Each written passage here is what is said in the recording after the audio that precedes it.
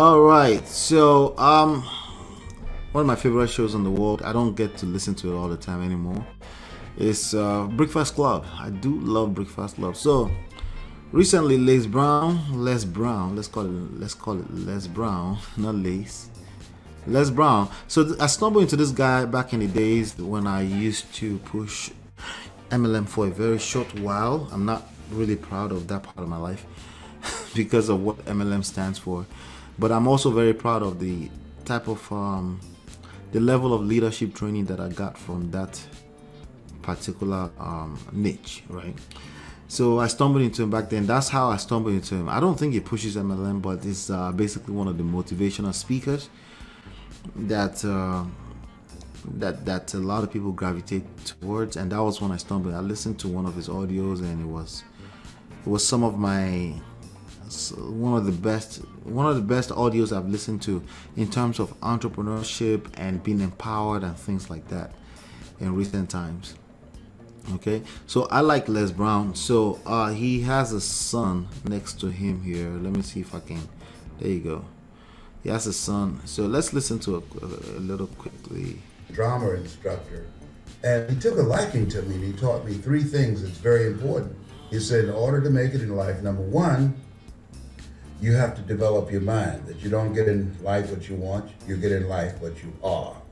Number two, you have to practice the principle of OQP, only quality people. You earn within $2,000 to $3,000 of your closest friends, people. All right, that first comment right there, you get what you are. You don't, a lot of people, of course, people that like to move with luck as their key to life will not admit to that. They will have a problem taking responsibility at that level, right? That you get what you are, not what you want. That's life.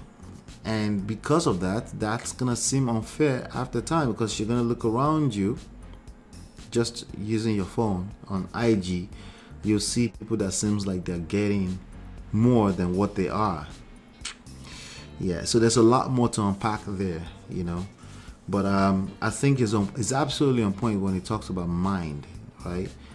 You have to work on your mind, and working on your mind is very, very difficult to work on your mind if you're playing the victim, right? If everything that has happened to you in life, from a negative standpoint, if that becomes your outlook on life, it's hard to work on your mind, because that literally controls your mind, right?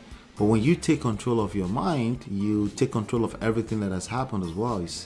You find meanings that justifies you continue to push forward in the struggle and making the most out of life, making sure you're happy in life regardless of what place or space you find yourself.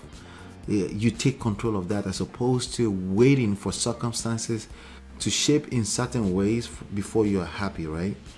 So I thought I was on point. Now, this gentleman is 77 years old, right?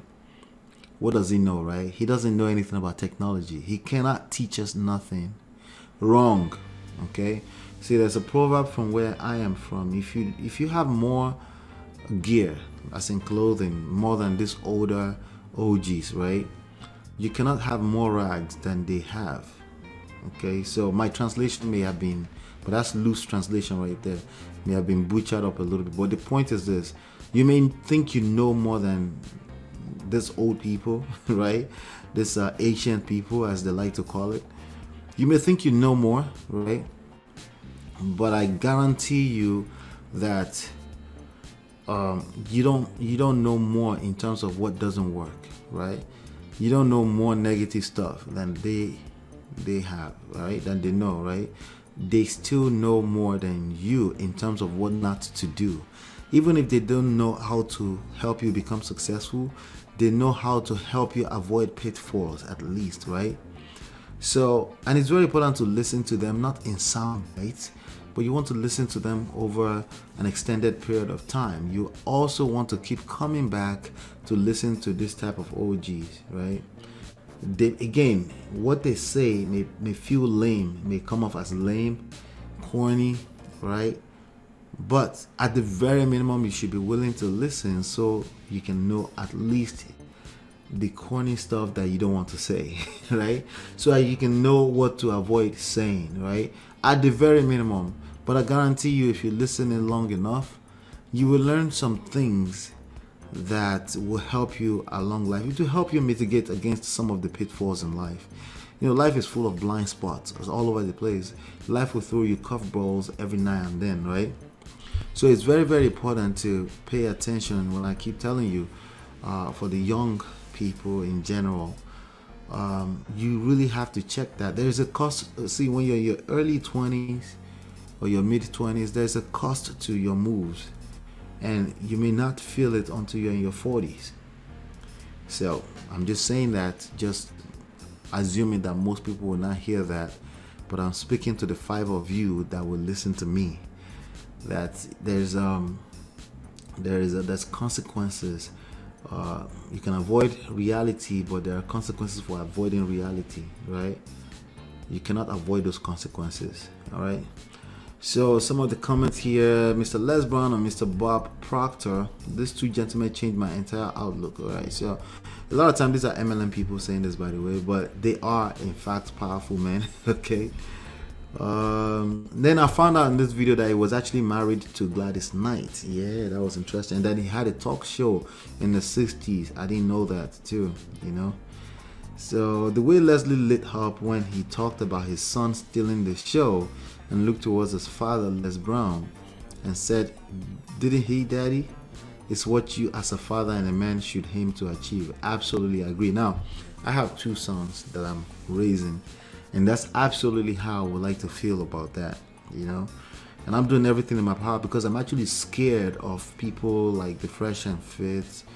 And I'm also scared of some of these gurus that actually have some good things to say, but they also have very fiery things they could say that young men can take completely out of context.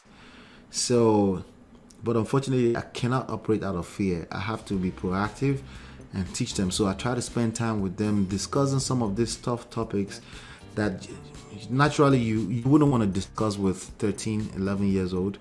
But I try to, because you know, the internet is just out there for everyone, and people are people lack patience, and they take things out of context so quick, especially young men. So I'm definitely mitigating against that as fast as humanly possible, as much as humanly possible, because we can't afford this young man's life. And that's why I'm actually doing this channel like this. That's why I went in the format, and I keep talking about all of this pop culture trendy topics, but from a standpoint of here's what not to do, young men, right?